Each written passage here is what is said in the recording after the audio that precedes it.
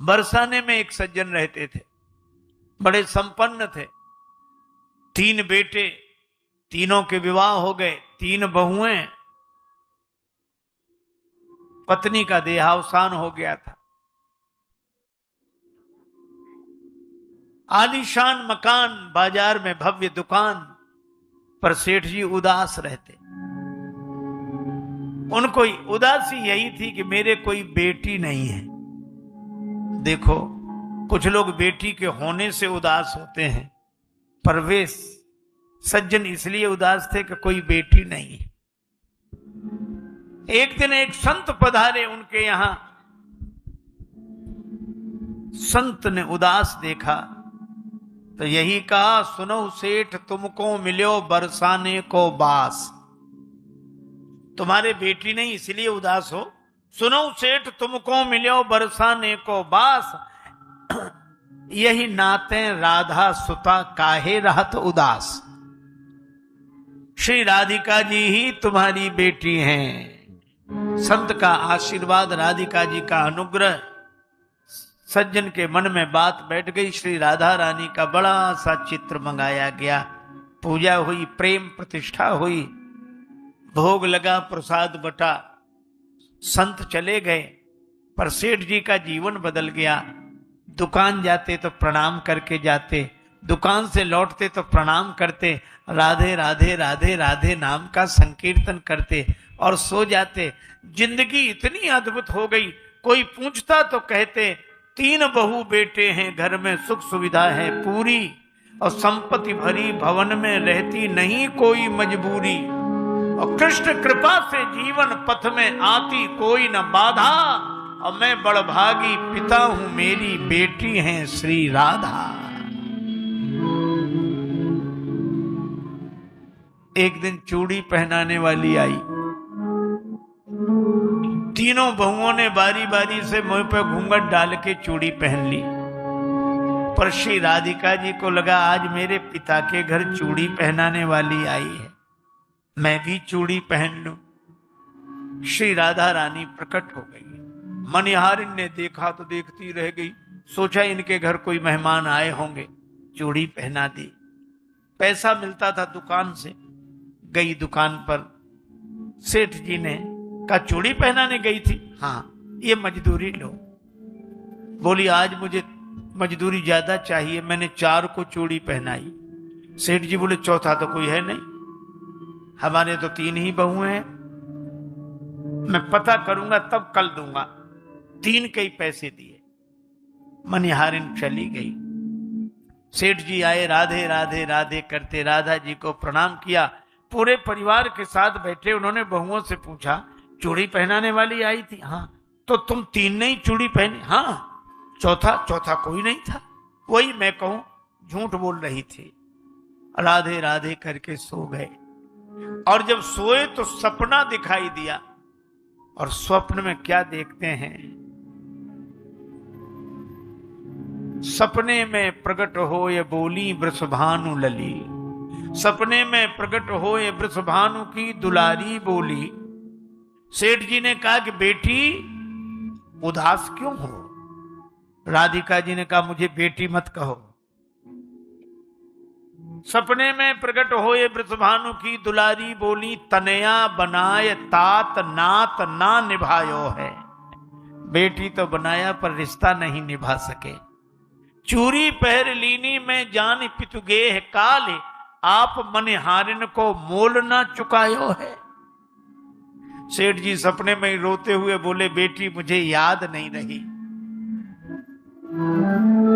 का 3 बहू याद किंतु बेटी नहीं याद रही। कहा तो श्री राधिका को ही भरी आयो है। और ऐसी भई दूरी कहो, ऐसी भई दूरी कहो कौन मजबूरी हाय, आज 4 चूड़ी काज मोह बिसरायो। 4 चूड़ियों पर मुझे भुला दिया। सेठ जी रोते हुए उठे। उसी समय कपड़े पहनकर जेब में रुपया पैसा डालकर मनिहारिन के यहां पहुंचे। कुंडी खटखटाई, मनिहारिन ने दरवाजा खोला। सेठ जी कह रहे थे धन धन भाग तेरो मनिहारी, धन धन भाग तेरो मनिहारी, धन धन भाग तेरो मनिहारी। तेरे से बड़ भागी नहीं को, संत महंत पुजारी, भाग तेरो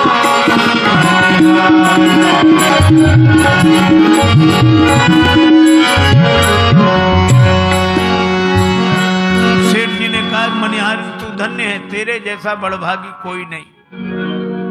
मैंने मानी सुता किंतु निज नैनन नाहि निहारी,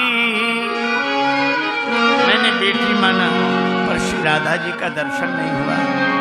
और चूरी पहर गई तब कनते श्री वृषभानु दुलारी, धन धन भाग तेरो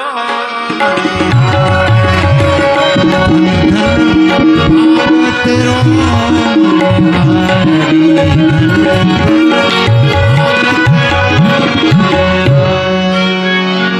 तुम्हारे हाथ से चूड़ी पहन कर गई, बेटी की चूड़ी पहराई, ले जाऊं बलिहारी, जनराजेश जोड़ी कल बिनवत, क्षमियो चूक हमारी। मनिहारन की आंखों में आंसू भर आए। मनिहारन मन में सोचने लगी जब तोहे मिलो अमूल धन, अब का मांगत मूल, रे मन मेरे प्रेम सो श्री राधे राधे बोल। और वह भी कहने लगी हमारो धन राधे राधे राधे राधे, हमारो धन राधे राधे राधे, हमारो धन राधे राधे राधे, हमारो धन राधे राधे राधे, परम धन राधे राधे राधे राधे, परम धन राधे राधे राधे, हमारो धन राधे राधे राधे, हमारो धन राधे राधे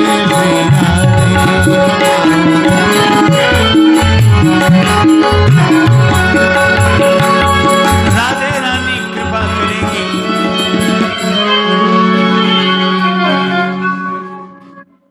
तो भगवान मिलेंगे और श्री जानकी माता कृपा करेंगी तो श्री राम जी मिलेंगे।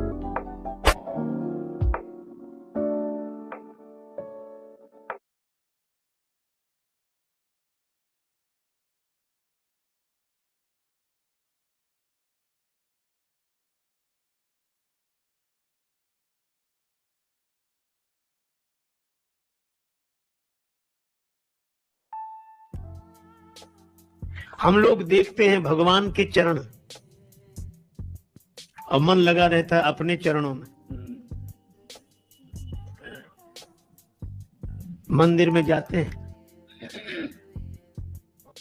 जूते बाहर ही उतार देने पड़ते हैं। भगवान के चरणों का दर्शन करते हैं, सोचते हैं ये कोई ले ना जाए, बाहर पड़े हैं। एक व्यक्ति ने तो बड़े विचित्र ढंग से स्तुति करना शुरू किया। वह स्तुति कर रहा था त्वमेव माता, इतने में जूतों की याद आ गई। श्लोक चलता रहा, हाथ जुड़े रहे। अब भगवान की ओर देखकर कहता त्वमेव माता, फिर बाहर दृष्टि डालता क्या पिता त्वमेव, त्वमेव बंधु च सखा त्वमेव, त्वमेव विद्या च द्रविणम त्वमेव, और फिर हाथ जोड़ त्वमेव सर्वम मम देव देवा। भगवान के चरणों को देखते हैं और याद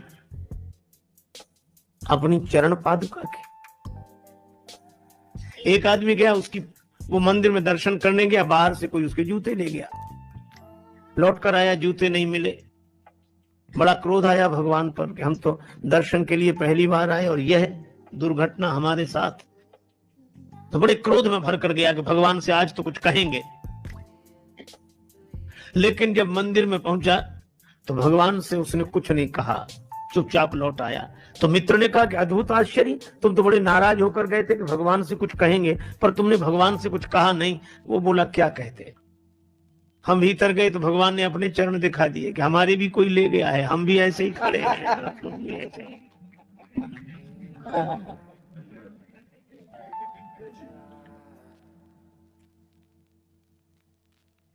आप विचार करो, श्री सीता जी लंका में हैं, अशोक वाटिका में हैं और अपने चरणों में दृष्टि पर मन राम जी के चरण कमलों में।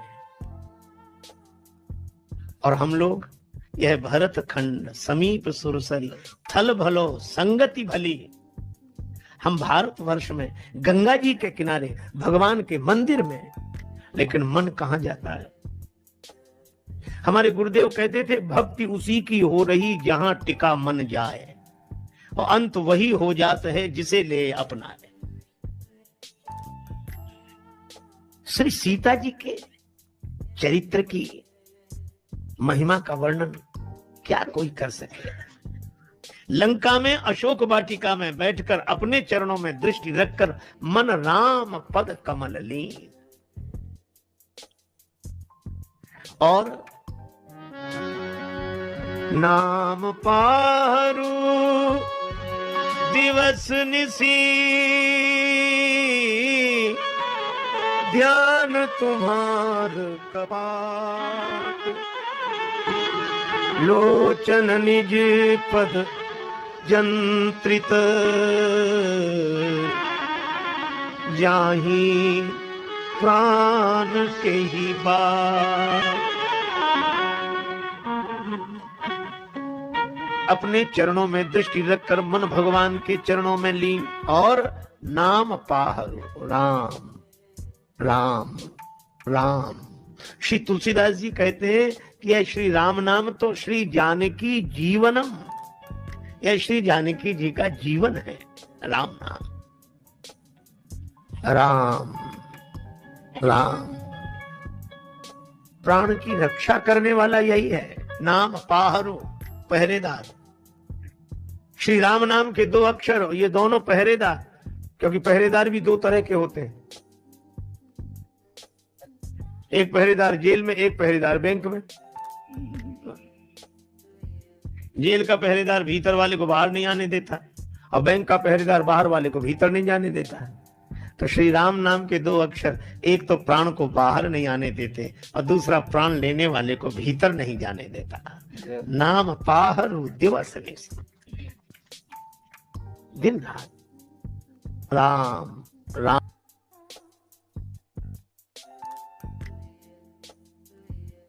एक आदमी के घर आया मेहमान, दोपहर को भोजन करा दिया, शाम को न कराना चाहे। बड़ा लोभी आदमी। अपने बेटे से बोला कि हम जब मेहमान के पास बैठे तो शाम का भोजन पूछने आना क्या बने। बेटा पूछने आया मेहमान बगल में, शाम को पिताजी भोजन क्या बने, दाल क्या बने, साग क्या बने। वो आदमी बोला शाम को फिर भोजन, थोड़ी देर पहले तो मेहमान के साथ भोजन किया ही था, है? शाम को फिर भोजन, हम कोई राक्षस है? मेहमान से पूछ लो, अब मेहमान भोजन करे तो राक्षस। मेहमान ने भी कहते नहीं शाम को इच्छा नहीं है। एक महात्मा किसी के निमंत्रण में गए, वृद्धा माता भोजन की थाली लगा दी, पंखा लेके बैठ गई। जल्दी जल्दी में पापड़ परोसना भूल गए, सामने रखे थे और बुढ़िया उधर पीठ किए बैठे। अब महात्मा का मन उधर ही जाए। मनुष्य का स्वभाव है, दो कौड़ी की न मिले चीज तो करोड़ों की लगती है, करोड़ों की मिल जाए तो दो कौड़ी की लगती है। पूरे पत्तल भर भोजन पर ध्यान न जाए, पापड़ पर ध्यान रहा नहीं गया। मांगे तो शर्म लगे। बुढ़िया से बोले माता जी भगवान की बड़ी कृपा जो आज तुम्हारा दर्शन हो गया। क्यों? रास्ते में सांप मिला, बड़ा लंबा सांप, कितना लंबा, यहाँ से वो पापड़ की थाली लग गया। पापड़ परोसना भूल गए। महात्मा बोले हम तो बता रहे थे कि सांप कितना लंबा था। तो वो लोग कई बार बहाने से भी बात कही जाती है कि नहीं, लेकिन बहाने सब जगह काम नहीं आते। एक आदमी के घर आया, मेहमान जाए नहीं। पति ने पत्नी से कहा कि मेहमान नहीं जाता, और खिलाओ पिलाओ, स्वागत करो, काहे को जाएगा वो। अच्छा का मजाक मत करो। पत्नी बोली एक उपाय है, बुखार हो, मेहमान हो, जुकाम हो, ज्वर जुकाम और पाहुना इनका एक उपाय, लंगन दे दो तान के फिर न वापस आए। तो उसको लंगन कैसे दें भाई? घर में भोजन बने तो उसको कैसे ना दें? लाज मत बनाओ, करना बने किसका कारण? लड़ाई हम लोगों में होती नहीं कि झूठी लड़ाई कर लो। अब पति ने डांटना शुरू किया, पत्नी ने रोना शुरू किया। पत्नी बोली मुझे डांटते रहते हो, आज मैं भोजन ही नहीं बनाऊंगी। पति बोला मत बनाना। अब मेहमान ने सुना कि जब इन्हीं को नहीं मिल रहा है तो हमें, तो उसने अपना थैला उठाया, पति पत्नी भीतर से देख रहे, थैला उठा के गया। पति बोला पत्नी से काहे को रो रही हो? तो झूठा डांटा था, कोई सच्चा थोड़ी। तो पत्नी बेचारी चुप हो गई कि मैं भी तो झूठे ही रो रही थी, सच थोड़ी रो रही थी। संयोग की बात, तब तक मेहमान फिर हाजिर हुए, हम भी तो झूठे ही गए थे, कोई सच्चे थोड़े ही गए थे। तो कई बार बहाने से भी बात बनती नहीं।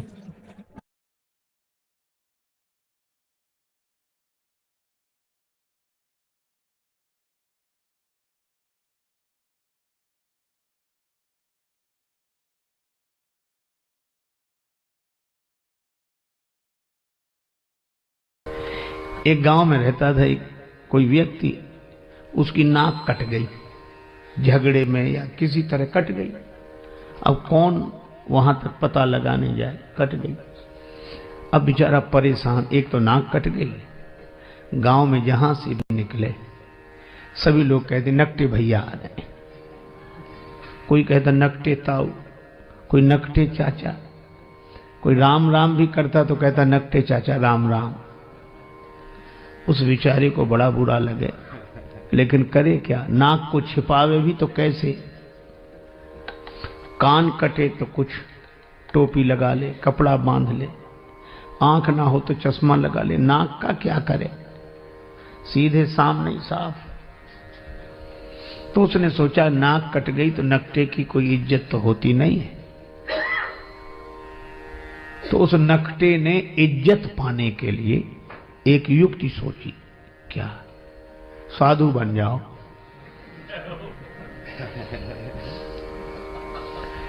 ताकि हमारी कटी हुई नाक पर ध्यान न जाए। पर लोग भी तो विचित्र हैं, बेचारा साधु भी हो गया तो भी लोग कहते नकटे बाबा आए, नकटे स्वामी जी। अब बड़ी मुसीबत। और कोई कहता नकटे, तो दूसरे लोग डांटते है, ऐसे बोलते हो, साधु हैं ऐसे मत बोलो। तो उसे लगता कि शायद पक्ष में हो, लेकिन वो भी यही पूछता कि महाराज कैसे कट गई?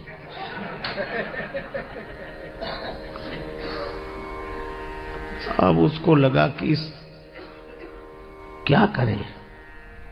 तो एक कुटिल योजना उसने मन में बनाई। एक आदमी ने एकांत में आकर पूछा कि नाक कैसे कट गई?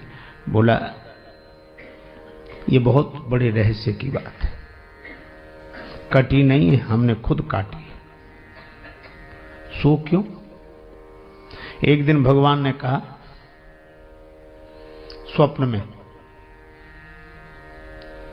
तू मुझे चाहता है, मेरा भक्त है, तो मेरे लिए क्या कर सकता है? तो मैं तुझे प्राप्त हो जाऊं। मैंने स्वप्न में कहा आप जो कहें, सिर काट कर रख दो। भगवान ने कहा सिर नहीं, केवल नाक काट ले, मैं दर्शन दूंगा और सदा तुम्हारे सामने रहूंगा। तो जब से नाक कटी काट दी मैंने, भगवान प्रकट हो गए और देखो ये दिख रहे हैं सामने, दर्शन हो रहा। हा जय हो प्रभु, ये भगवान दिख रहे हैं, हमेशा रहते हैं, हमको खूब दिखते हैं। और भगवान ने एक बात और कही थी कि तुम जिसकी काट दोगे उसे भी दिखेंगे।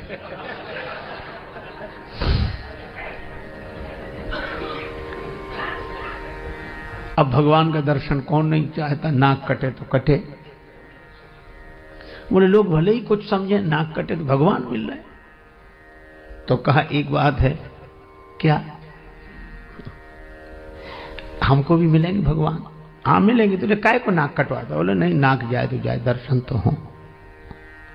तो कही आ जाओ सवेरे। गया, उसकी भी काटी। अब कहीं भगवान ऐसे मिलते हैं? उसकी नाक कटी, उसने कहा कि हमें तो नहीं दिख रहे कहीं। बोला हमें भी नहीं दिखते। कहा फिर हमारी काय काट दी? कहा कि हम अकेले परेशान थे, सब दो हो गए। अब उस बेचारे को मिला कुछ नहीं था उस नकटे के पास, और नकटों के पास किसी को कुछ मिलता भी नहीं है। लेकिन चूंकि अपनी नाक कट गई तो मजबूरी थी, अब वही हल्ला मचाने लगा। हाँ भगवान दिख रहे हैं, ये दिख रहे हैं, प्रत्यक्ष दिख रहे हैं, सामने दिख रहे हैं। अब पहले तो एक कहता था हाँ अब दो कहने लगे, बोलो। प्रचार इतना हावी हो जाता है कि प्रचार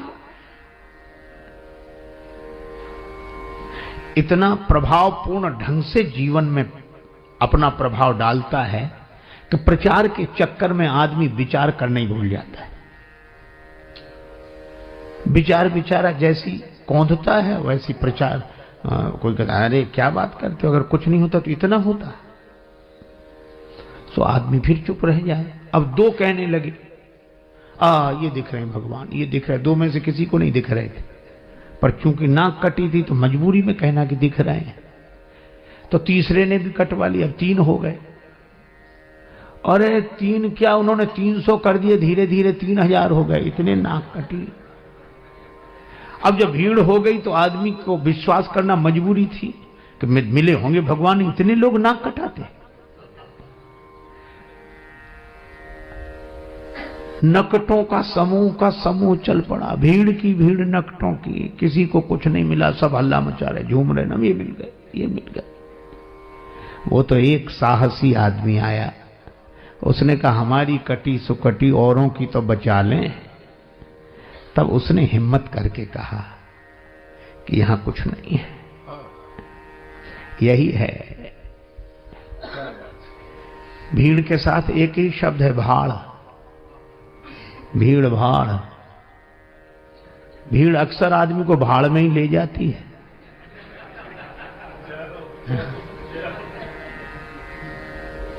अब प्रचार की क्या बात कहें, आप अन्यथा न ले, मैं श्री राम कथा ही कह रहा हूं। एक पल नहीं जिए जो इंसान की तरह, एक पल नहीं जिए जो इंसान की तरह, वे पूज रहे हैं आजकल भगवान की तरह। एक पल नहीं जिए जो इंसान की तरह, वे पूज रहे हैं आजकल भगवान की तरह। मेहरबानी मीडिया की, मेहरबानी मीडिया की, रुपयों की वजह से दुनिया में छा गए हैं तूफान की तरह। उपदेश दे रहे हैं औरों को शांति का, उपदेश दे रहे हैं औरों को शांति का, और आपस में लड़ रहे हैं पहलवान की तरह। और फूलों की तरह खिलते मिलते नहीं हैं संत, फूलों की तरह खिलते मिलते नहीं हैं संत, टीवी के खुलते खुलते दुकान की तरह। और राजेश त्याग हरि को धनियों के हाथ में, साधु भी बिक रहे हैं सामान की तरह। क्या ये विडंबना है। और यह बात मुझे तब याद आती है जब मैं सोचता हूं कि राम जी के दर्शन के लिए अयोध्या की देवियां भी गई, पर सहज श्रृंगार, क्योंकि जानती हैं भगवान सहजता पर रीझते हैं। आप जैसे हैं वैसे ही भगवान के सामने पहुंच जाएं। अच्छा, आप जैसे हैं वैसे ही भगवान के सामने पहुंच जाएं तो आप भगवान के लिए अनमोल हैं। और अगर आप जैसे ही हैं वैसे ही दुनिया के सामने पहुंच जाएं तो आप करोड़ों के भी हों तो 2 कौड़ी के, और आप हों कुछ और दिखें कुछ तो 2 कौड़ी के भी हों तो करोड़ों के। पर बनावट जहां चले तो ठीक, पर भगवान के यहां तो न चले। इसलिए सहज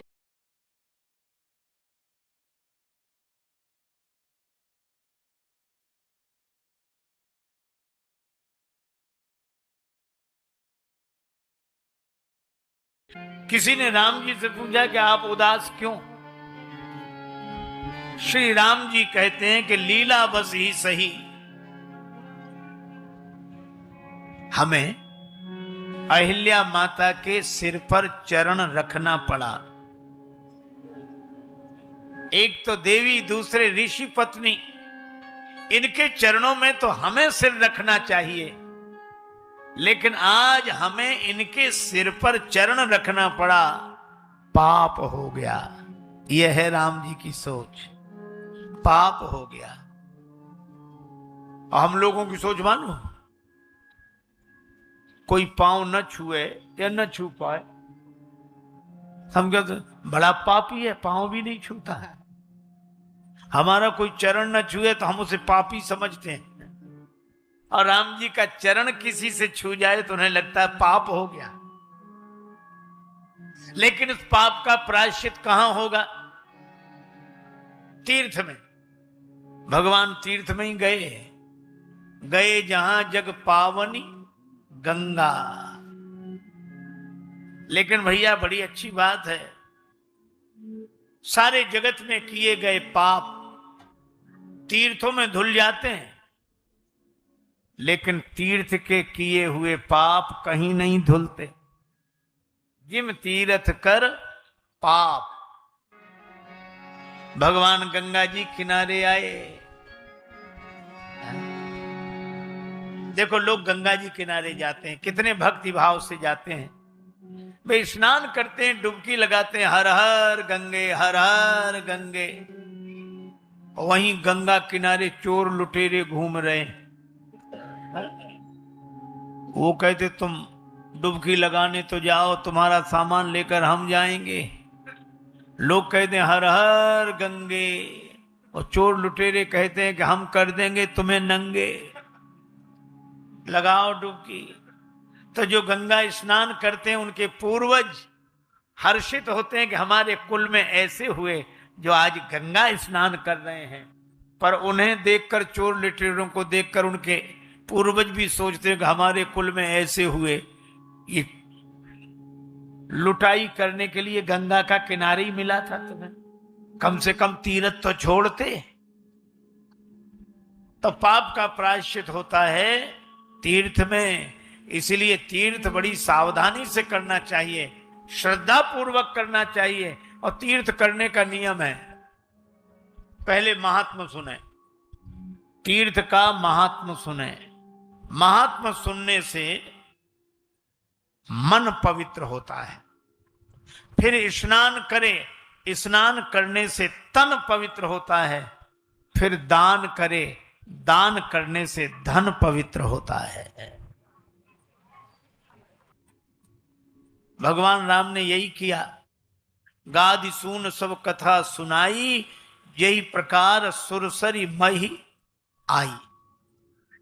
कथा गंगा जी का अवतार कैसे हुआ, मन आनंद से भर गया। तब प्रभु ऋषिन समेत नहाए, फिर स्नान किया तो तन पवित्र हो गया। और फिर विविध दान मही देवन पाए। भगवान ने दान दिया धन की पवित्रता के लिए। यह हमारे यहां की विधि है। लेकिन भैया दान वो जो सामर्थ्य और श्रद्धा पूर्वक दिया जाए और लेने वाले की ओर से संतोष पूर्वक लिया जाए, वो दान। ऐसा दान नहीं, एक आदमी श्री जगन्नाथपुरी में जगन्नाथ जी के दर्शन करने जा रहा है, हाथ जोड़े जय जगन्नाथ स्वामी जय जगन्नाथ स्वामी, पीछे एक पंडा उसका कुर्ता पीछे की तरफ खींचे, कुर्ता खींचे, सिर्फ 100 रुपए में नजदीक से दर्शन, 100 रुपए में, 100 रुपए में नजदीक से दर्शन, 100 रुपए में। वो बौखला गया, उसने मुड़कर देखा, क्या बात है? पंडा बोला सिर्फ 100 रुपए में नजदीक से दर्शन करा देंगे। सो आदमी उस पंडा से बोला कि तुम हमें 50 रुपए ही दो, हम बिना दर्शन के चले जाएंगे। ला निकाल दे, जल्दी दे। अब पंडा का मुंह देखने लायक था। तो दान ये नहीं।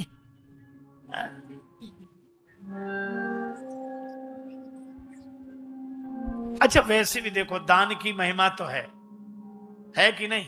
अच्छा चलो मैं एक बात पूछता हूं। हमारे एक संत कहा करते थे, उनकी बात मुझे याद आ गई। वो कहते थे कि आपने दान दिया है ना, तो पहले ये सोचो कि हमने दिया पहले है कि हमें मिला पहले है।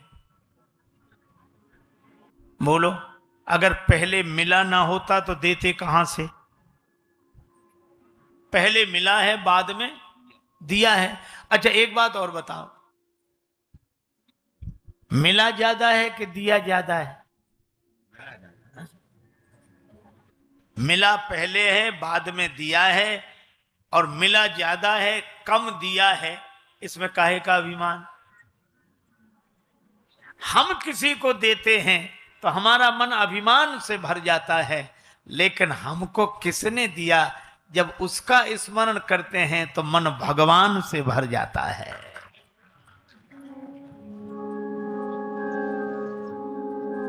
एक बार सभा में घोषणा हुई कि दान करो। गुप्त दान की बड़ी महिमा है, तो एक सज्जन बोले हमारी ओर से गुप्त दान। तो आयोजक ने कोई घोषणा नहीं की गुप्त दान है, तो मन नहीं माना, तो आयोजक से बोले कह दो कि जिन्होंने, एक सज्जन ने गुप्त दान दिया है।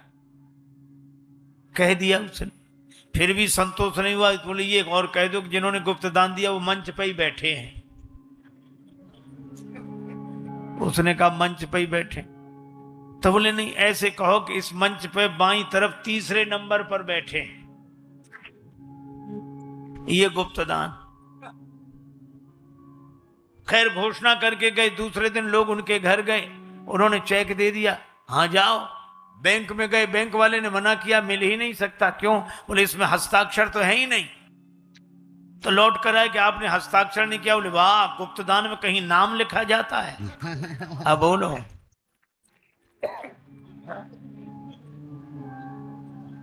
एक आदमी से कहा कि तुम भी दान करो। सो बोला दान, हाँ सब दे रहे हैं, हमारा देना कोई जरूरी है क्या? नहीं नहीं, तुम भी दो।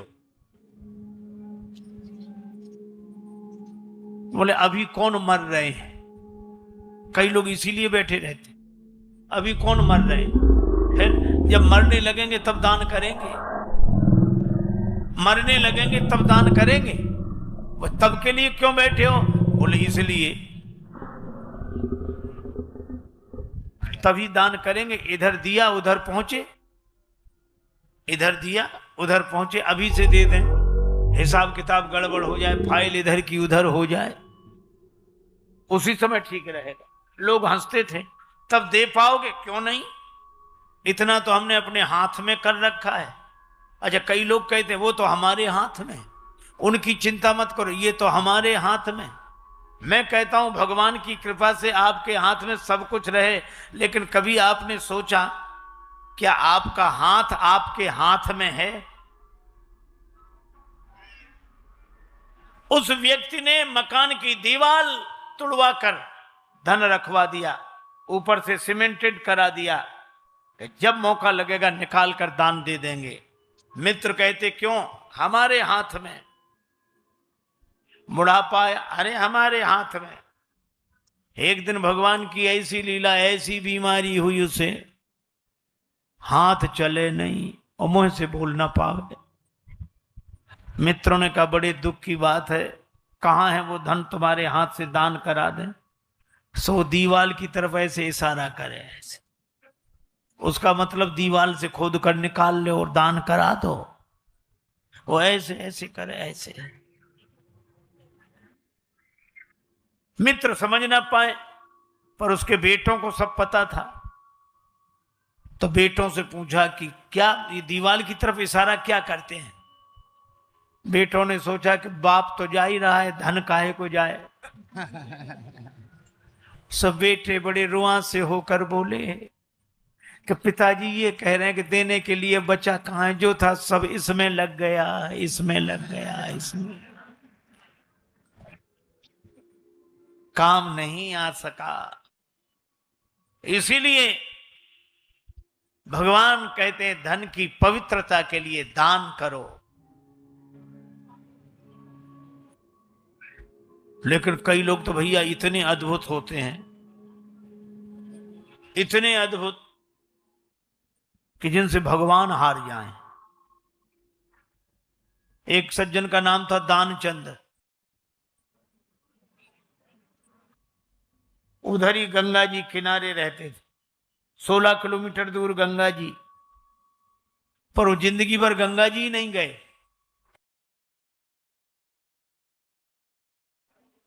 संपन्नता खूब थी पर देने का मन नहीं था।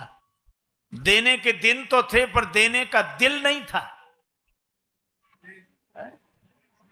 बड़ी विडंबना है, जिनके पास देने का दिल है उनके पास देने के दिन नहीं है, और जिनके पास देने के दिन है उनके पास देने का दिल नहीं है। वो सोचते थे गंगा जी जाएंगे तो देना पड़ेगा कुछ, गए ही नहीं। पत्नी पीछे पड़ी कि एक बार तो चले जाओ। जब बहुत बार कहा तो एक बार गए, पैदल पैदल 16 किलोमीटर दूर, और सोचा घाट पे जाएंगे। ए भैया, सोचा घाट पे जाएंगे तो पंडा मिलेगा, दान मांगेगा, क्या करें? तो मुर्दा घाट पे गए, कोई नहीं मिलेगा। और इधर उधर देखा, मुर्दा घाट, तो मुर्दा घाट, कपड़े उतारे और गंगा जी में डुबकी लगाई कि जल्दी निकल आवे। भगवान को कौतुक सूझा, सो भगवान एक पंडा के रूप में तुरंत प्रकट हो गए, और डुबकी लगा के जैसे ही बाहर निकला, पंडा के रूप में भगवान बोले, यजमान की जय हो। दानचंद तो कांप गए कि यहां भी आ गए। भगवान बोले, हम तो संतोषी ब्राह्मण हैं, यहीं पड़े रहते हैं, तुम्हारे जैसा यजमान आता एक एक वर्ष का इंतजाम करके चला जाता है। दानचंद बोले, हम नहीं देंगे एक वर्ष। तो बोले 6 महीने का दे देना। अरे बोले वो भी नहीं हो सकता। तो बोले 1 दिन का। तो बोले वो भी नहीं। भगवान बोले, हम निकलने नहीं देंगे, नहीं तो दान का संकल्प करो, कुछ तो करो। तो बोला उधार देंगे। भगवान बोले उधार ही सही। 1 धेला उधार किया, 1 धेला, 1 पैसा। भगवान ने कहा संकल्प पूरा। दानचंद फिर लौट के घर पहुंचे। शाम को यही समय हो गया, बेचारे थके हुए थे, जाकर सो गए। अब सोए देर नहीं हुई, तब तक दरवाजे पे आवाज आई, यजमान की जय हो। पत्नी ने बाहर आकर देखा, भीतर गई, किसी पंडा को कुछ कह आए थे देने के लिए। हाँ, तो बोले पंडा तो बाहर ही। पर दानचंद ने सोचा कि इतनी जल्दी आ गया। पर दानचंद बोले पंडा से कह दो कि बीमार हैं, कुछ दिन बाद आना। पत्नी ने कहा वो बीमार हैं। पंडा बोले दान मिले न मिले, पर वो हमारे यजमान हैं, यजमान बीमार हो और पंडा यजमान को छोड़कर चला जाए तो धिक्कार है, हम तो यहीं रहेंगे। और अपने हाथ से बना लेते, तुम तो सामग्री दो, हम बनाएंगे, यहीं रहें। पत्नी गई कि वो नहीं जा रहा, सामग्री और देनी पड़ेगी, धेला ही दे दो। पर दानचंद बोले दे तो नहीं सकता मैं, मेरे तो प्राण निकल जाएंगे देने में। अरे तो सामग्री देनी पड़ेगी। तो दानचंद ने सांस रोकी, पत्नी से बोले जाओ कह दो मर गई, मरने तक को तैयार है। सांस रोके पड़ा। पत्नी ने आकर रोते हुए कहा वो तो मर गए। पंडा ने कहा राम राम राम राम राम। यजमान का जब तक अंतिम संस्कार न हो जाए पंडा जा कैसे सकता है? और तुम कहां खबर करोगी, हम ही सबको खबर कर देते। अमित रूप प्रगटे ते ही काला, सबको खबर, गांव भर इकट्ठा हो गया। और वो भी इतना जिद्दी, सांस को रोके पड़ा। लोगों ने उसके शरीर को उठाया, ठठरी बांधने लगे। अब पत्नी सचमुच रोवे कि ये मरे नहीं हैं। वो जोर जोर से रो रो कहेगी ये मरे नहीं हैं। और गांव वाले कहें ये तुम्हारा बहन, ये तो तुम्हारा मोह है, जाने वाला तो गया। और वो कहे ये नहीं मरे, हम जानते नहीं मरे। अपने मोह को दूर करो, आता है वो तो जाता ही है, वे तो गए। अब वो कहे कि ये सांस रोके हैं, नहीं मरे, हम कह रहे हैं। सांस ऐसे थोड़ी रुकती है, सांस तो किसी और के हाथ में, वे तो गए। अब बांध लिया जबरदस्ती। भगवान पीछे पीछे और उसकी शव यात्रा निकली। भगवान भी मन में सोचने लगे कि अरे गजब, इससे तो हम भी हार गए। जब उसको चिता पर रखा, आग लगने वाली थी, भगवान ने कहा हम उनके पंडा हैं, यजमान के कान में कुछ कहेंगे। सो भगवान ने कान में मुंह लगाया अब बोले हम ही हार गए, आया हूं बैकुंठ से तुम हित नाता जोड़। हम बैकुंठ से आए तुमसे नाता जोड़कर। तो पंडा ने सोचा भगवान आए। पंडा ने कहा कि हम भगवान है, तुमसे नाता जोड़कर आए। सो दानचंद ने आंख खोली कि भगवान है, और जो आंख खोली सो देखा वही पंडा। सो फिर आंख बंद कर ली। भगवान ने कहा हम हार गए, मांग ले हूं वरदान कछ, कुछ वरदान मांग लो। दानचंद बोले बस धेला दीजिए छोड़, और कुछ नहीं है। अरे भाई, धन को पवित्र करें। बही कैसे गंगा लहर धीरे धीरे, वही कैसे गंगा लहर धीरे धीरे, बही कैसे गंगा लहर धीरे धीरे, वही कैसे गंगा लहर धीरे धीरे, बही कैसे गंगा लहर धीरे धीरे, वही कैसे गंगा लहर धीरे धीरे, हरिद्वार में कैसी शोभा से माता, हरिद्वार में कैसी शोभा से माता, पहाड़ों से आई उतर धीरे धीरे, पहाड़ों से आई उतर धीरे धीरे, वही कैसे गंगा लहर धीरे धीरे, वही कैसे गंगा लहर धीरे धीरे, पहाड़ों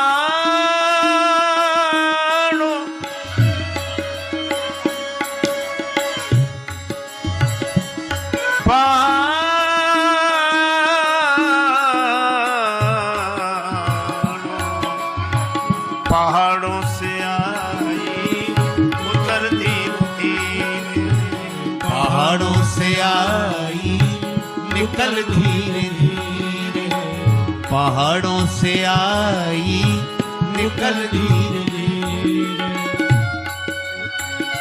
श्री गंगा जी का दर्शन किया, महात्म सुना, स्नान किया, दान दिया, और जब लगा कि पाप का प्रायश्चित हो गया, तब तुलसीदास जी लिखते हैं, हरसी चले मुनि वृंद सहाया, हरसी चले मुनि वृंद सहाया, बेगी विदेह नगर नियराया, बेग विदेह नगर नियराया, देख अनूप एक अमराई, देख अनूप एक अमराई, जा सुहाई।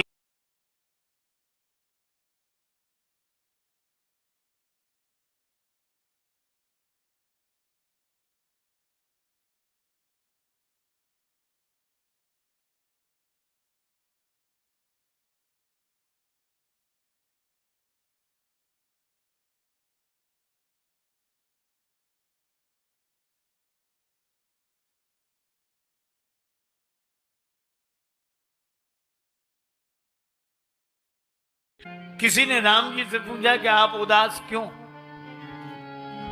श्री राम जी कहते हैं कि लीला बस ही सही,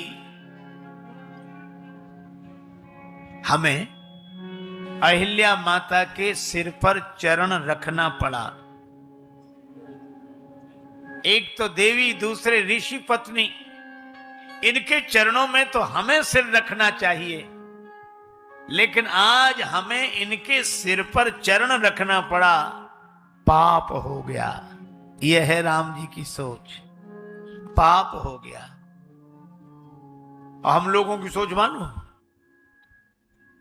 कोई पांव न छुए या न छू पाए, हम कहते बड़ा पापी है, पांव भी नहीं छूता है। हमारा कोई चरण न छुए तो हम उसे पापी समझते हैं, और राम जी का चरण किसी से छू जाए तो उन्हें लगता है पाप हो गया। लेकिन उस पाप का प्रायश्चित कहां होगा? तीर्थ में। भगवान तीर्थ में ही गए, गए जहां जग पावनी गंगा। लेकिन भैया बड़ी अच्छी बात है, सारे जगत में किए गए पाप तीर्थों में धुल जाते हैं, लेकिन तीर्थ के किए हुए पाप कहीं नहीं धुलते। जिम तीर्थ कर पाप। भगवान गंगा जी किनारे आए। देखो लोग गंगा जी किनारे जाते हैं, कितने भक्ति भाव से जाते हैं। वे स्नान करते हैं, डुबकी लगाते हैं, हर हर गंगे हर हर गंगे। वहीं गंगा किनारे चोर लुटेरे घूम रहे हैं। वो कहते तुम डुबकी लगाने तो जाओ, तुम्हारा सामान लेकर हम जाएंगे। लोग कहते हैं हर हर गंगे, और चोर लुटेरे कहते हैं कि हम कर देंगे तुम्हें नंगे, लगाओ डुबकी। तो जो गंगा स्नान करते हैं उनके पूर्वज हर्षित होते हैं कि हमारे कुल में ऐसे हुए जो आज गंगा स्नान कर रहे हैं। पर उन्हें देखकर, चोर लुटेरों को देखकर उनके पूर्वज भी सोचते हैं कि हमारे कुल में ऐसे हुए। ये लुटाई करने के लिए गंगा का किनारे ही मिला था तुम्हें, कम से कम तीर्थ तो छोड़ते। तो पाप का प्रायश्चित होता है तीर्थ में। इसलिए तीर्थ बड़ी सावधानी से करना चाहिए, श्रद्धा पूर्वक करना चाहिए। और तीर्थ करने का नियम है, पहले महात्मा सुने, तीर्थ का महात्मा सुने। महात्मा सुनने से मन पवित्र होता है। फिर स्नान करे, स्नान करने से तन पवित्र होता है। फिर दान करे, दान करने से धन पवित्र होता है। भगवान राम ने यही किया। गादि सून सब कथा सुनाई, यही प्रकार सुरसरी मही आई। कथा गंगा जी का अवतार कैसे हुआ, मन आनंद से भर गया। तब प्रभु ऋषिन समेत नहाए, फिर स्नान किया तो तन पवित्र हो गया। और फिर विविध दान मही देवन पाए। भगवान ने दान दिया धन की पवित्रता के लिए। यह हमारे यहां की विधि है। लेकिन भैया दान वो जो सामर्थ्य और श्रद्धा पूर्वक दिया जाए और लेने वाले की ओर से संतोष पूर्वक लिया जाए, वो दान। ऐसा दान नहीं, एक आदमी श्री जगन्नाथपुरी में जगन्नाथ जी के दर्शन करने जा रहा है, हाथ जोड़े जय जगन्नाथ स्वामी जय जगन्नाथ स्वामी, पीछे एक पंडा उसका कुर्ता पीछे की तरफ खींचे, कुर्ता खींचे, सिर्फ 100 रुपए में नजदीक से दर्शन, 100 रुपए में, 100 रुपए में नजदीक से दर्शन, 100 रुपए में। वो बौखला गया, उसने मुड़कर देखा क्या बात है। पंडा बोला सिर्फ 100 रुपए में नजदीक से दर्शन करा देंगे। सो आदमी उस पंडा से ही बोला कि तुम हमें 50 रुपए ही दो, हम बिना दर्शन के चले जाएंगे। ला निकाल दे जल्दी दे। अब पंडा का मुंह देखने लायक था। तो दान ये नहीं।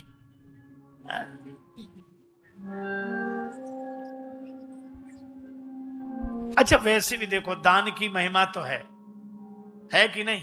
अच्छा चलो मैं एक बात पूछता हूं। हमारे एक संत कहा करते थे, उनकी बात मुझे याद आ गई। वो कहते थे कि आपने दान दिया है ना, तो पहले ये सोचो कि हमने दिया पहले है कि हमें मिला पहले है। बोलो, अगर पहले मिला ना होता तो देते कहां से। पहले मिला है बाद में दिया है। अच्छा एक बात और बताओ, मिला ज्यादा है कि दिया ज्यादा है। मिला पहले है बाद में दिया है, और मिला ज्यादा है कम दिया है, इसमें काहे का अभिमान। हम किसी को देते हैं तो हमारा मन अभिमान से भर जाता है, लेकिन हमको किसने दिया जब उसका स्मरण करते हैं तो मन भगवान से भर जाता है।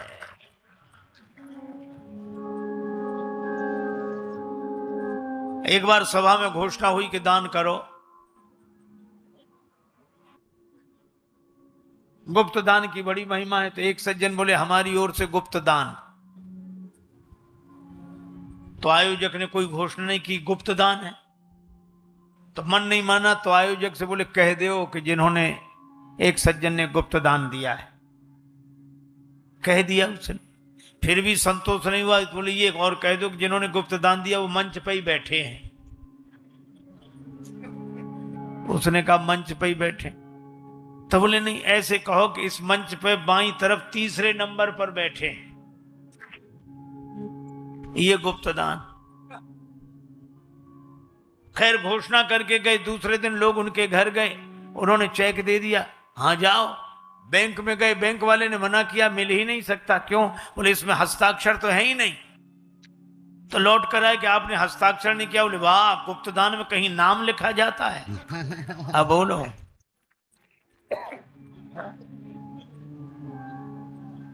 एक आदमी से कहा कि तुम भी दान करो। सो बोला दान, हाँ सब दे रहे हैं, हमारा देना कोई जरूरी है क्या? नहीं नहीं, तुम भी दो। बोले अभी कौन मर रहे हैं? कई लोग इसीलिए बैठे रहते, अभी कौन मर रहे हैं? फिर जब मरने लगेंगे तब दान करेंगे, मरने लगेंगे तब दान करेंगे। वो तब के लिए क्यों बैठे हो? बोले इसलिए, तभी दान करेंगे। इधर दिया उधर पहुंचे, इधर दिया उधर पहुंचे, अभी से दे दें, हिसाब किताब गड़बड़ हो जाए, फाइल इधर की उधर हो जाए, उसी समय ठीक रहेगा। लोग हंसते थे, तब दे पाओगे? क्यों नहीं, इतना तो हमने अपने हाथ में कर रखा है। अच्छा, कई लोग कहते हैं वो तो हमारे हाथ में, उनकी चिंता मत करो, ये तो हमारे हाथ में।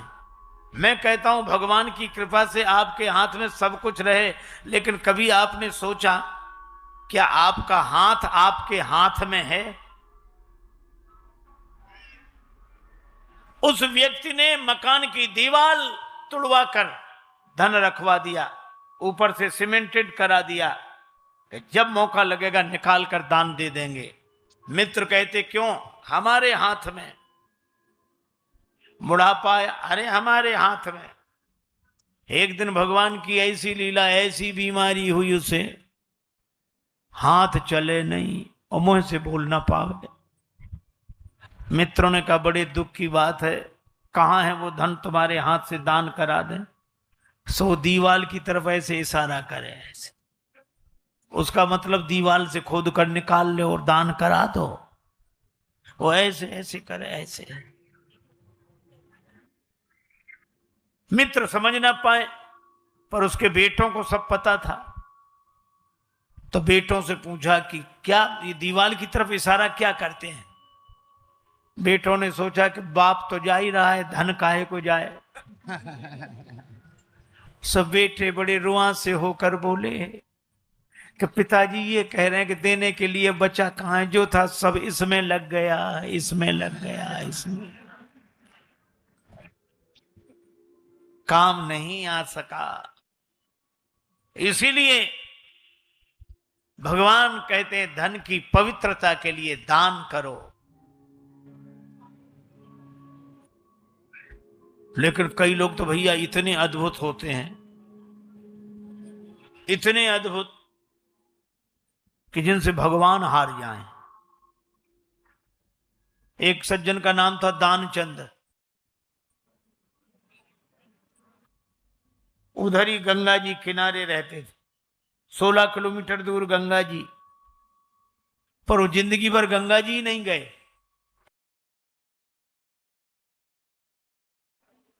संपन्नता खूब थी पर देने का मन नहीं था।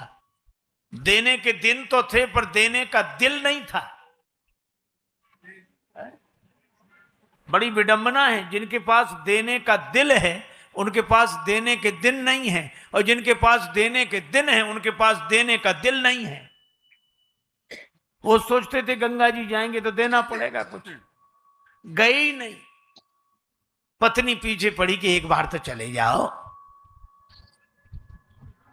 जब बहुत बार कहा तो एक बार गए, पैदल पैदल 16 किलोमीटर दूर, और सोचा घाट पे जाएंगे। ए भैया, सोचा घाट पे जाएंगे तो पंडा मिलेगा, दान मांगेगा, क्या करें? तो मुर्दा घाट पे गए, कोई नहीं मिलेगा। और इधर उधर देखा, मुर्दा घाट, तो मुर्दा घाट, कपड़े उतारे और गंगा जी में डुबकी लगाई कि जल्दी निकल आवे। भगवान को कौतुक सूझा, सो भगवान एक पंडा के रूप में तुरंत प्रकट हो गए और डुबकी लगा के जैसे ही बाहर निकला, पंडा के रूप में भगवान बोले, यजमान की जय हो। दानचंद तो कांप गए कि यहां भी आ गए। भगवान बोले, हम तो संतोषी ब्राह्मण हैं, यहीं पड़े रहते हैं, तुम्हारे जैसा यजमान आता एक एक वर्ष का इंतजाम करके चला जाता है। दानचंद बोले, हम नहीं देंगे एक वर्ष। तो बोले 6 महीने का दे देना। अरे बोले वो भी नहीं हो सकता। तो बोले 1 दिन का, तो बोले वो भी नहीं। भगवान बोले, हम निकलने नहीं देंगे, नहीं तो दान का संकल्प करो, कुछ तो करो। तो बोला उधार देंगे। भगवान बोले उधार ही सही। 1 धेला उधार किया, 1 धेला, 1 पैसा। भगवान ने कहा संकल्प पूरा। दानचंद फिर लौट के घर पहुंचे। शाम को यही समय हो गया, बेचारे थके हुए थे, जाकर सो गए। अब सोए देर नहीं हुई, तब तक दरवाजे पे आवाज आई, यजमान की जय हो। पत्नी ने बाहर आकर देखा, भीतर गई, किसी पंडा को कुछ कह आए थे देने के लिए। हाँ, तो बोले पंडा तो बाहर ही। पर दानचंद ने सोचा कि इतनी जल्दी आ गया। पर दानचंद बोले, पंडा से कह दो कि बीमार हैं, कुछ दिन बाद आना। पत्नी ने कहा वो बीमार हैं। पंडा बोले, दान मिले न मिले पर वो हमारे यजमान हैं, यजमान बीमार हो और पंडा यजमान को छोड़कर चला जाए तो धिक्कार है, हम तो यहीं रहेंगे। और अपने हाथ से बना लेते, तुम तो सामग्री दो, हम बनाएंगे, यहीं रहें। पत्नी गई कि वो नहीं जा रहा, सामग्री और देनी पड़ेगी, धेला ही दे दो। पर दानचंद बोले, दे तो नहीं सकता मैं, मेरे तो प्राण निकल जाएंगे देने में। अरे तो सामग्री देनी पड़ेगी। तो दानचंद ने सांस रोकी, पत्नी से बोले, जाओ कह दो मर गई, मरने तक को तैयार है। सांस रोके पड़ा। पत्नी ने आकर रोते हुए कहा, वो तो मर गए। पंडा ने कहा, राम राम राम राम राम। यजमान का जब तक अंतिम संस्कार न हो जाए, पंडा जा कैसे सकता है? और तुम कहां खबर करोगी, हम ही सबको खबर कर देते। अमित रूप प्रगटे ते ही काला, सबको खबर, गांव भर इकट्ठा हो गया। और वो भी इतना जिद्दी, सांस को रोके पड़ा।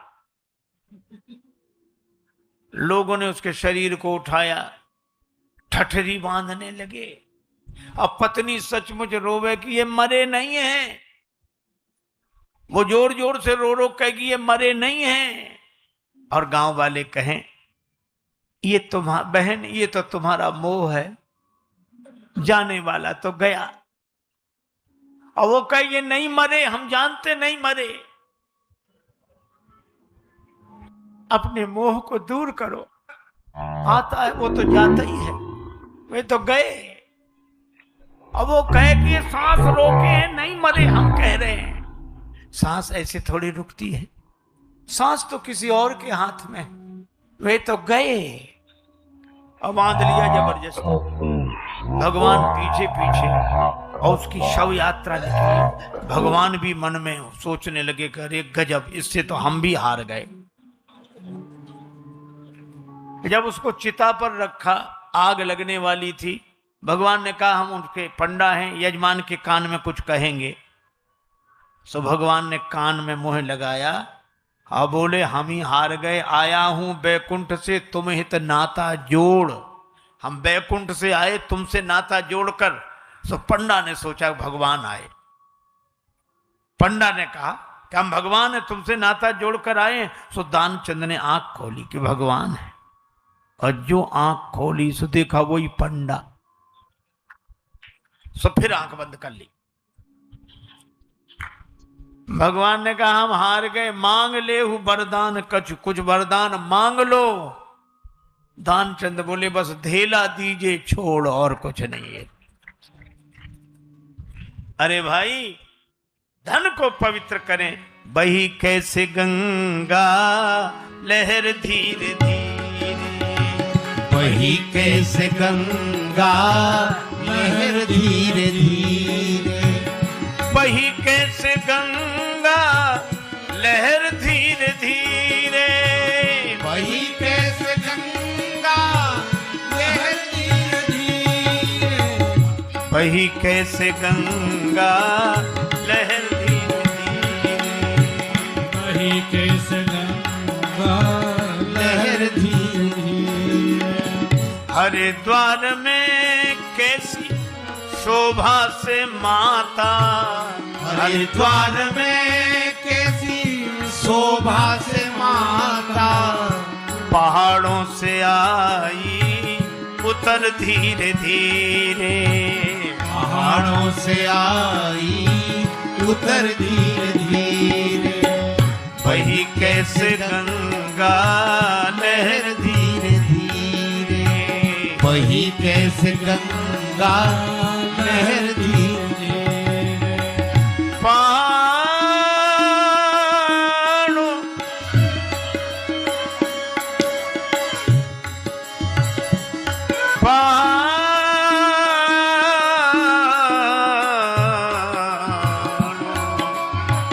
पहाड़ों से आई उतर धीरे धीरे, पहाड़ों से आई निकल धीरे धीरे, पहाड़ों से आई निकल धीरे धीरे,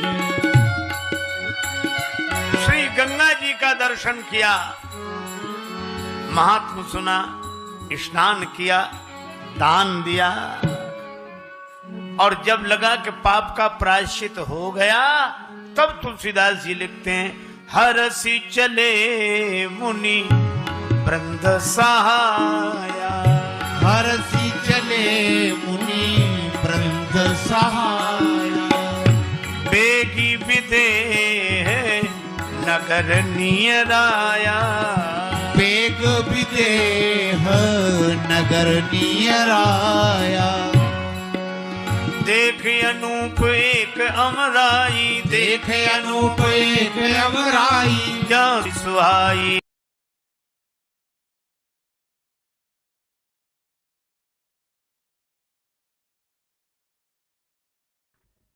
एक सज्जन का नाम था दानचंद।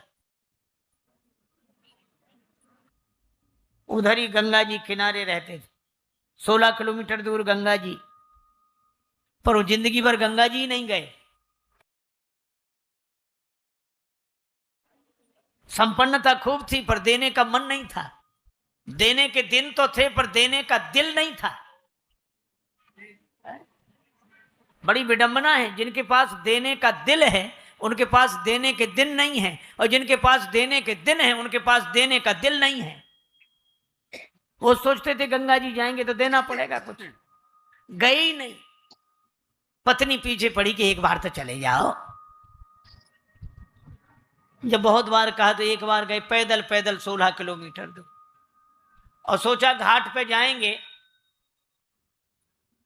ए भैया, सोचा घाट पे जाएंगे तो पंडा मिलेगा, दान मांगेगा, क्या करें?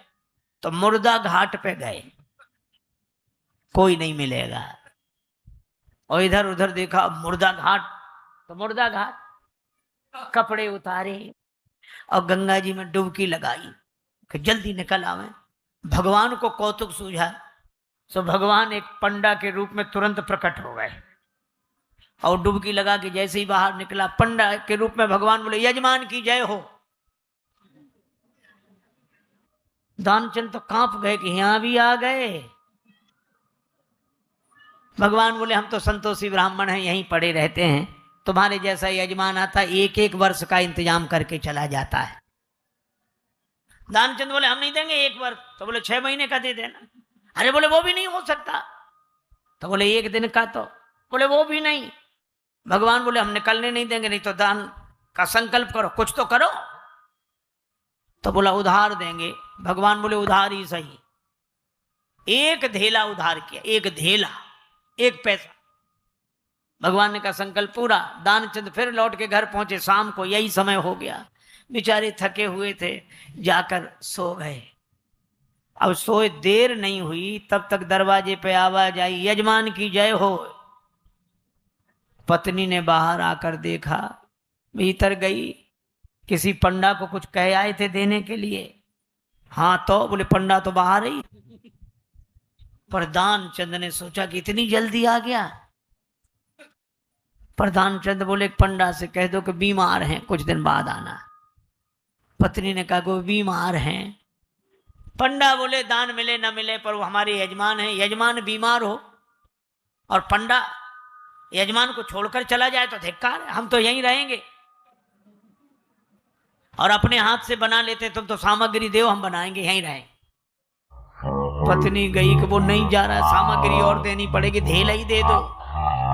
पर दानचंद बोले दे तो नहीं सकता मैं, मेरे तो प्राण निकल जाएंगे देने में। अरे तो सामग्री देनी पड़ेगी। तो दानचंद ने सांस रोकी। पत्नी से बोले जाओ कह दो मर गई। मरने तक को तैयार है, सांस रोके पड़ा। पत्नी ने आकर रोते हुए कहा वो तो मर गए। पंडा ने कहा राम राम राम राम राम। यजमान का जब तक अंतिम संस्कार न हो जाए पंडा जा कैसे सकता है? और तुम कहां खबर करोगी, हम ही सबको खबर कर देते। अमित रूप प्रगटेते ही काला, सबको खबर, गांव भर इकट्ठा हो गया। और वो भी इतना जिद्दी, सांस को रोके पड़ा। लोगों ने उसके शरीर को उठाया, ठठरी बांधने लगे। अब पत्नी सचमुच रोवे कि ये मरे नहीं हैं। वो जोर जोर से रो रो कहेगी ये मरे नहीं हैं। और गांव वाले कहें ये तुम्हारा बहन, ये तो तुम्हारा मोह है, जाने वाला तो गया। और वो कहे ये नहीं मरे, हम जानते नहीं मरे। अपने मोह को दूर करो, आता है वो तो जाता ही है, वे तो गए। अब वो कहे कि ये सांस रोके हैं, नहीं मरे, हम कह रहे हैं। सांस ऐसे थोड़ी रुकती है, सांस तो किसी और के हाथ में, वे तो गए। अब बांध लिया जबरदस्ती। भगवान पीछे पीछे और उसकी शव यात्रा निकली। भगवान भी मन में सोचने लगे कि अरे गजब, इससे तो हम भी हार गए। जब उसको चिता पर रखा, आग लगने वाली थी, भगवान ने कहा हम उनके पंडा हैं, यजमान के कान में कुछ कहेंगे। सो भगवान ने कान में मुंह लगाया। हाँ बोले हम ही हार गए, आया हूं बैकुंठ से तुम हित नाता जोड़। हम बैकुंठ से आए तुमसे नाता जोड़कर। सो पंडा ने सोचा भगवान आए। पंडा ने कहा कि हम भगवान है, तुमसे नाता जोड़कर आए। सो दानचंद ने आंख खोली कि भगवान है, और जो आंख खोली सो देखा वही पंडा। सो फिर आंख बंद कर ली। भगवान ने कहा हम हार गए, मांग ले हूं वरदान कछ, कुछ वरदान मांग लो। दानचंद बोले बस धेला दीजिए छोड़, और कुछ नहीं है।